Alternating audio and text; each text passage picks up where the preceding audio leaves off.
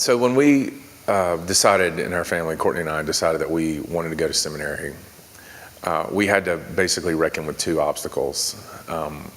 One of those was simply the very basic obstacle of not knowing the criteria by which you ought to choose this seminary. And how do we make that kind of decision? And I can't overestimate the degree to which there was no sort of predetermined set of criteria for us in that. And so that meant that we spent a year kind of looking at different places, in part because we didn't really know what we should be looking for.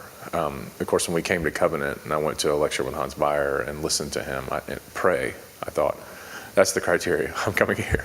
That was one of the obstacles we had, just kind of ignorance about what we ought to be looking for when we were going to be formed. And the second was a financial obstacle. How are we going to pay for this? We both wanted to go to school. We both did, in fact, go to school here. And we looked at seminaries and we thought, there's no way that we can afford, the two of us, to go to school like this, but we both want to go and we both should go. And Covenant was an opportunity, a place that afforded us both the opportunity to do that.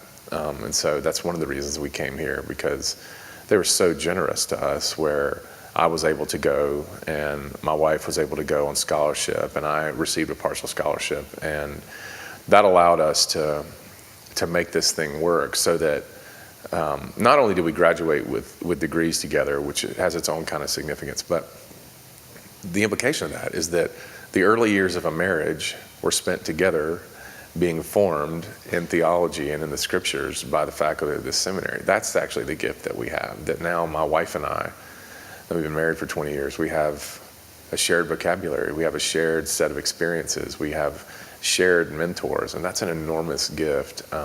And so the obstacle of finances was overcome through the generosity of Covenant.